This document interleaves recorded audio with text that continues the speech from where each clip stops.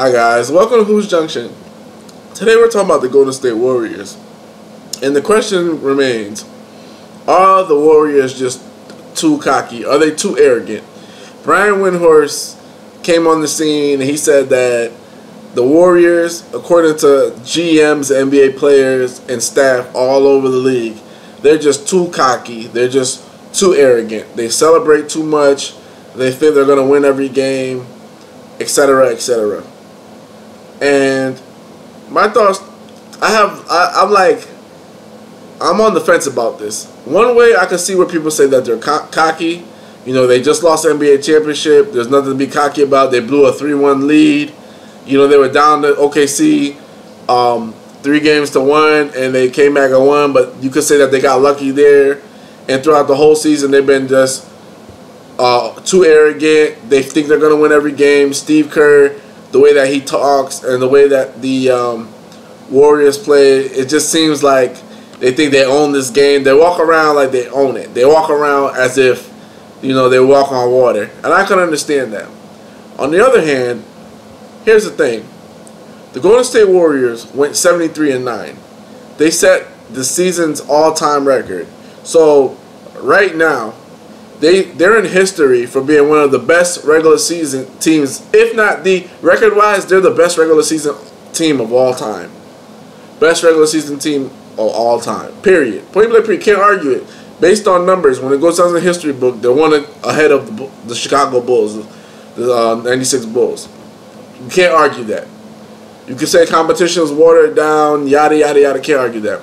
They have a two-time NBA MVP in Stephen Curry. They won a championship 2 years ago. So I would say, I would wager this. Listen, they do have a lot to be cocky about and confident about because they've achieved so much in just 2 seasons. Think about this. 3 seasons ago, they lost to the Clippers, I think, in 7 games.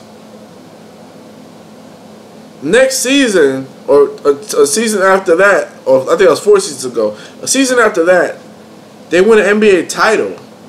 Then they go to back-to-back NBA championships. They lose, which is nothing to be arrogant about, but I think they've accomplished a lot in a short time span. They've actually not revolutionized, but changed the way the game is played.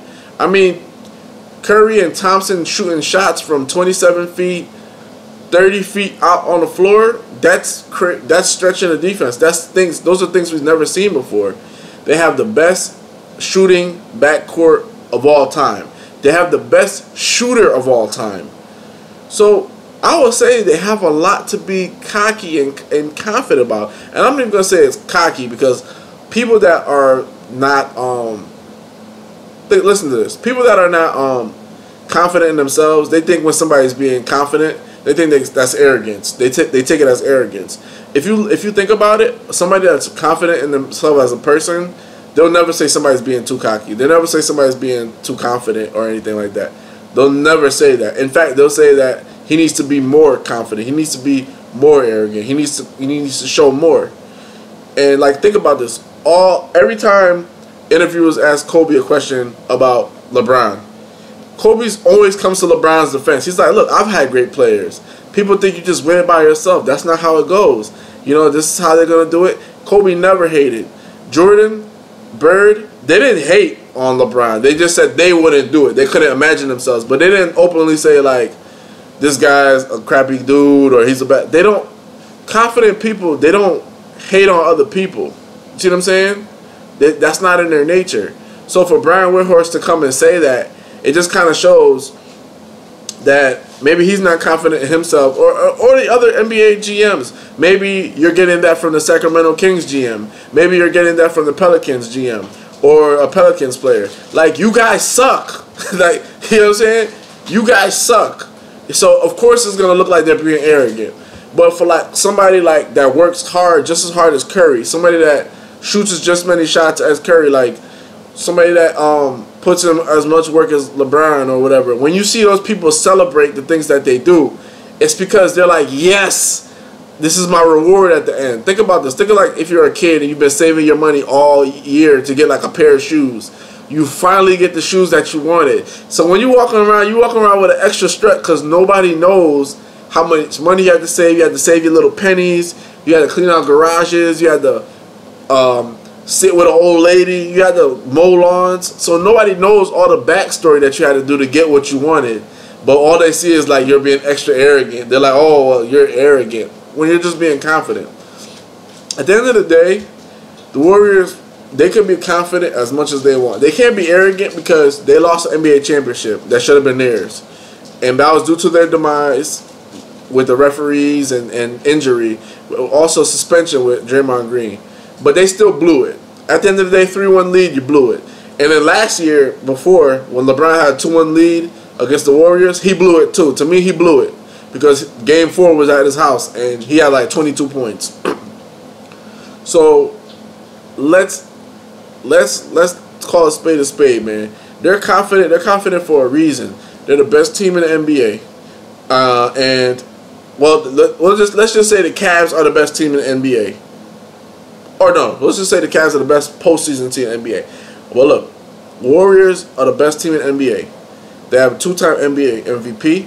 They have another clutch shooter. Now they just added the second best player in the game in Kevin Durant, because LeBron's #1. Last year Curry was like debatable 1A, 1B. Like, but LeBron showed in the finals, okay, I'm #1. Let's shut that all down. But now you got Curry as like top 3. KD top 3, top 5, whatever. Listen, man, they got a lot to be confident about, and at the end of the day, they're gonna show you. If they stay healthy, they're gonna show us something special. And don't say you weren't warned. Don't say, oh, you didn't know it was gonna be like this. You didn't know it'd be this many blowouts. Yada yada yada. I still think they're gonna play a lot of close games, but let's call a spade, man. They won a championship 2 years ago. They got and they went back to the NBA Finals. They set a league record. Curry broke his own record for threes. Curry won 2-time MVPs. He won 2 MVPs back to back. He won unanimous MVP, which honestly he did deserve. Like, nobody else was seeing him on the court during the regular season. Point blank period. You could say whatever you wanted to say. He averaged 30 points. He had 7 assists and like 5 rebounds a game. Okay? Don't even talk. Nobody else was doing nothing during the regular season. So to have all of that and all of that to happen in just 2 years, it's funny how your life can turn around in just a year. Now imagine 2 years, your life turning around like that.